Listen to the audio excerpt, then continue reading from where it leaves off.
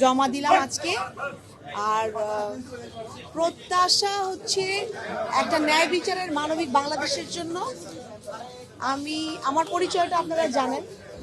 বাংলাদেশের আমরা যারা রাজপথে ছিলাম, যুদ্ধে ছিলাম, আমার পাশে নাফিসের আম্মা আছে, যেটা আমরা জুলাই দেখেছি আমার ভাইকে হারাতে। আমার পাশে সুমন ভাইয়ের স্ত্রী আছে, যে সুমন ভাই গুম হয়ে গেছে বিগত 1.5 যুগেরও বেশি সময় যে হত্যাযজ্ঞ চলেছে, যে রাজনৈতিক প্রতিহিংসার শিকার হতে হয়েছে শুধুমাত্র রাজনীতি করার কারণে, বিরোধী দলের মানুষদেরকে, বিরোধী দলের অ্যাক্টিভিস্টদেরকে, সাধারণ ছাত্রদেরকে, আপামর জনগণকে, সেইখান থেকে যখন আমরা একটা নতুন জায়গায় আসতে চাই পরিবর্তনের পরে, জুলাইয়ের পরে, সেইখান থেকে আমাদের আশাটা আসলে শুধুমাত্র উন্নয়নের পাশাপাশি ন্যায় বিচার ও মানবিক একটা দেশ গড়ার জন্য।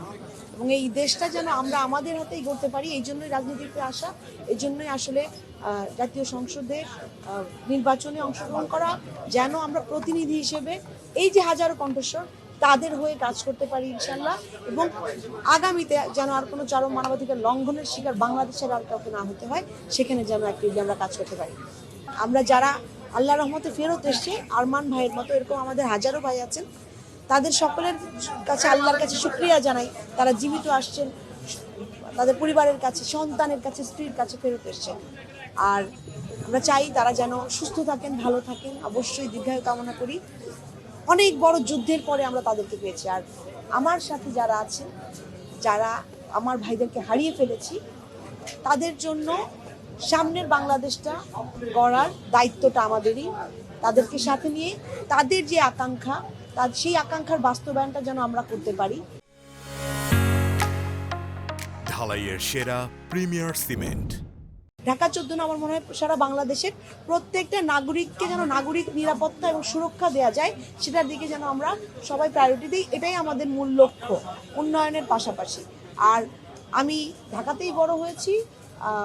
আর প্রতিদিনের যেই আমাদের প্রতিকূলতা আমরা ফেস করছি, প্রতিদিনের যেই আসলে বাধাগুলো আমাদের সম্মুখীন হতে হয়, একটা নারী হিসেবে বলেন, একজন মেয়ে হিসেবে বলেন, মা হিসেবে বলেন, একজন নাগরিক হিসেবে বলেন, আমি যখন ঢাকা 14-তে গেলাম, ঢাকা 14 আসনেও মিরপুর, শাহালি, দারুসালাম, আর দুটো ইউনিয়ন আছে, কাউন্দিয়া, বনগাঁও, তো সে রূপনগরের অংশ, তো সবটাতে মিলেই আমার মনে হচ্ছে যে সবগুলো সমস্যায় মোটামুটি একই রকমের সমস্যা, যেগুলো ডিসিপ্লিনের অভাবে আছে, কিছু কিছু বিগত সময়ের অপরাজনীতির কুক্ষিগততে আসলে এখনো বাধার সম্মুখীন হয়ে আছে। আমার মনে হয় স্বাভাবিক প্রক্রিয়ায় চললে উন্নয়নের মানদণ্ডে ইনশাল্লাহ আমরা নাগরিকদের সেই সুবিধা দিতে সক্ষম হব। আমরা ইসির কাছেও আবেদন জানিয়েছিলাম যে এই যে বট বাহিনী আপনি বললেন, এরা যখনই কোনো বয়ান কেউ আনে, যেমন কারো কোনো কিছু ফ্রিডম অফ এক্সপ্রেশন, যেটা কোনো কিছু সম্পর্কে, যে কোনো এটা রাজনীতি হোক, যে কোনো ইস্যু হোক, বাংলাদেশের কিছু বলা হলেই যদি তাদের বিপক্ষে যায়, তখন দেখা যায় যে একটা প্রোপাগান্ডা বা প্রচারণা, অপপ্রচার শুরু হয়ে যায়।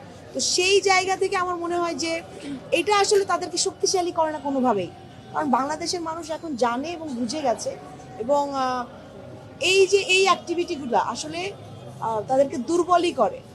আর আরেকটা বড় বিষয় আমি বলতে চাই যে বাংলাদেশের পক্ষের শক্তি বিগত সময়ে শক্তিশালী ছিল, এখনো শক্তিশালী আছে, এবং বাংলাদেশ জাতীয়তাবাদী দল এই আদর্শে বিশ্বাসী, এবং আমরা সবাই বাংলাদেশের পক্ষের শক্তিকে ইনশাল্লাহ বিজয়ী করে আনবো।